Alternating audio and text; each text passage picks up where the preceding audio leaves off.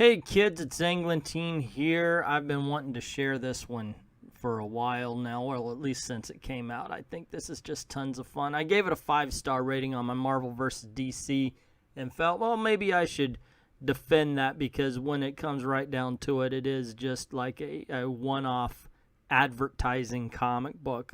But the thing is I think it does what it does very well as an advertisement and as a comic book. Is it great? No, but it is a great advertisement comic book. It's just so silly. It's so fun. There is no pretense to this.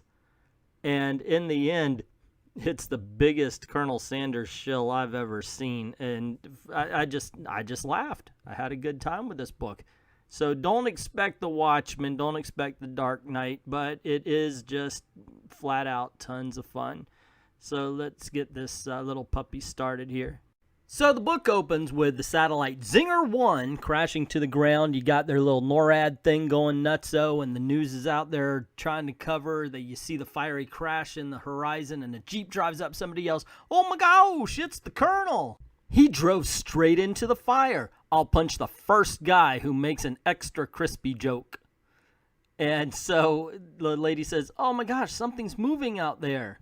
And this is where the book had me. I'm sorry. I realized I'm reading the Attack of the Killer Tomatoes of comic book adverts. As we see the Colonel walking out of a fire holding a big metal bucket of chicken. What are y'all gawking at? This ain't my first barbecue. You can let the folks at home know the capsule's passenger is A-OK. And if you don't want to take my word for it, take this. And he throws a sandwich at the cameraman. And that's what this is all about. My Zinger chicken sandwich is already famous around the world. I am to make it universally famous. Now that we've test-fired it into orbit, the Zinger's going to bring that kind of joy to more folks than ever before. And, of course, we have this picture of the guy right in front taking a big bite of it. That's not a Zinger. Zingers are those little sub sandwiches with... Anyway, that's neither here nor there. And he's basically saying that he wants to shoot the Zinger out into space in order to feed the universe, since he learned about other worlds fighting alongside of the Flash and Green Lantern. So he says they're in a spaceship created by Hal, and he says, Green Lantern, I knew you were the right man for the job. And Hal says that, you know, it's not just him, it's the entire Corps that are working to get the Zinger to as many planets as possible. I love the art in the middle panel. Because, you know, like in the commercials, we have Norm Macdonald and other fat comedians playing the Colonel. But in this comic book, he's got a Rob Liefeld barrel chest standing in basically a Rob Liefeld pose. And then we get a few planets. Most of them are being hosted by their Green Lanterns of their sector. And they're waiting for the delivery of the Zingers. Yet when they open the buckets, oh my gosh, they're empty. Colonel, I'm getting reports from every space sector that all capsules are arriving empty. Some cosmic varmint must have waylaid my Zingers. And we see Planet Okara. And if there's one thing I simply can't abide, it's a no-good thieving varmint. And then, of course, we see what looks to be Larfleeze sitting on a throne and a pile of Zingers, laughing because he's basically stealing them all. So the Colonel is eager to go get that thieving varmint, so he tells Hal to get the ship moving around so they can go after him, but Hal says, no, I've got a better idea. My power ring has the ability to make a temporary copy of itself. My power will be split between us, but it's the best way for us both to search the stars. I told you when we first met that a man of your indomitable will would make a fine Green Lantern. Now it's time to prove it. Whoa, that's mighty generous, but if I'm doing this, I'm doing it my way. And he turns the ring into a bucket of chicken. This book is freaking classic stupid. And so flying across the universe, the first thing they come to is the source wall. And Green Lantern tells him, hey, that's the source wall. It's the very edge of the universe. And I love the Colonel's reaction. He basically says, it seems like a criminal waste of real estate. Once we nail our bandit, I'm coming back to slap some billboards on this thing. And then they fly off to planet Rand where they meet Adam Strange. And he says, I'm not sure who took the Zinger, sir. Just as they came out of hyperspace, our instruments detected energy bursts near the red end of the spectrum. Green Lantern, of course, realizes what that means, or at least what it could mean, and they say, I need to collect some evidence first. And, of course, they want to tour the entire DCU, so they stop at Planet Thanagar, where Hot Girl basically tells them that orange glowing creatures took the Zingers, and then the Colonel and Green Lantern say, okay, we got it, and then they fly away. And he says, we have to be careful. The Orange Lantern wields the power of an entire corps. Fighting him is like taking on every Green Lantern. He's a creature of pure greed. His needs and appetites can never be satisfied, and he wants everything. And they arrive at Larfleeze's planet. The Colonel cries out angrily, Larfleeze! And the best line in any comic book this year, I'm calling it right now, that'll be $3,457.50 plus whatever sales tax y'all have on this stinking mud ball. And basically, Larfleeze is yelling, mine, mine, I want more, I want all the zingers. This book is so freaking stupid, it's hilarious. So the Colonel punches him with a green fist, and Hal Jordan says, hey, I told you, wait, let me do the talking. And he says, well, I just had to take him out. I know my accent is going in and out. And Green Lantern says, well, use the power I gave you. Admittedly, I think they missed an opportunity here in this next scene by having the Colonel fight with a spoon and a fork instead of one big spork, which I think is like it should be a Kentucky Fried Chicken trademark. But he does grab a drumstick. Unfortunately, Larfleeze gets the upper hand on him. So Larfleeze has the Colonel by the throat. He sniffs and asks, who are you and why do you smell like zingers? Green Lantern tells him, that man's the source of all zingers, Larfleeze. You hurt him and you'll never see another zinger again. So Larfleeze says, you will stay here with me. You will make them only for me. You have no idea what it is to be Larfleeze, the constant aching need, the yawning emptiness inside. Only the zinger has ever made me feel satisfied, even for a minute. Larfleeze cannot live without it. This is the biggest commercial I've ever seen for Kentucky Fried Chicken. And Colonel says, well, it's a good thing I know how you can have all the zingers you want. But it'll take a little effort on your part. Anything! So in the best part of the book, the Colonel says, see, I can't stay here and cook for you, Larfuzz.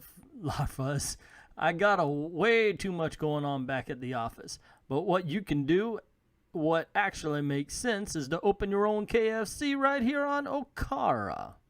You can even get your Orange Lanterns to be the kitchen crew. KFC? That's right, this is how you can have all the zingers you want, just the way I'd make them. Yes, I'll do it. And then the Colonel stops Larfleeze by selling him a KFC franchise. They even hawk KFC franchises in this book. It's just, this is absolutely the best. Hal Jordan flies away. They're saying, I can't believe he fell for it. Oh, I meant every word. Better that he's busy here than out causing trouble. I mean, this is gold. And so they go back to Oa, where the Guardians make the Colonel an honorary Green Lantern, and at the end he says, now I'd like to talk to you about how to feed all of your employees here, suggesting he's about to try to sell the Guardians a KFC, and that's where the book ends. But they made up a letters page, and yes, just like the America Chavez letters page, this one is fake. Well, folks, that was a doozy. I hope you all enjoyed my outer space adventure as much as I'm not doing the accent anymore, by the way.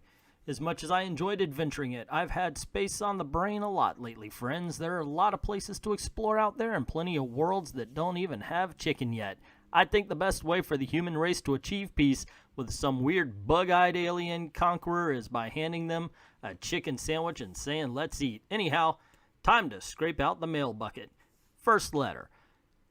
Dear Colonel, I saw somewhere that you actually sent a chicken sandwich into orbit. Why? This is from Mitch from Laredo. Dear Mitch, good question. I actually designed a capsule to be big enough for both me and the chicken sandwich, but there was a mathematic hiccup, and it turned out a lot smaller than I'd planned. It was me or the sandwich. The rest is aeronautic history.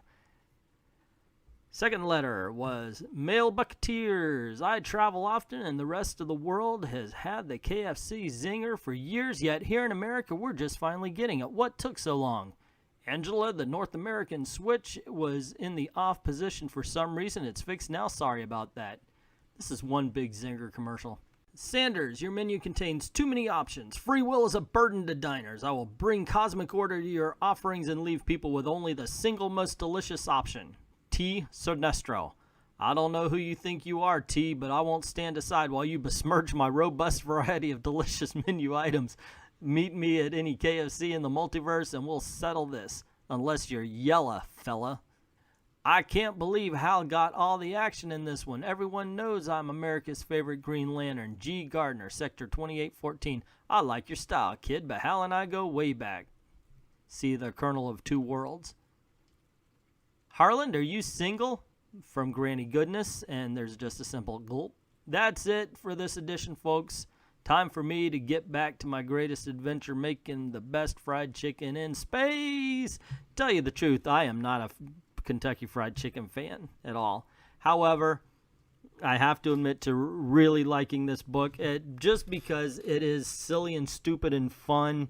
However, it is stupid. It really is.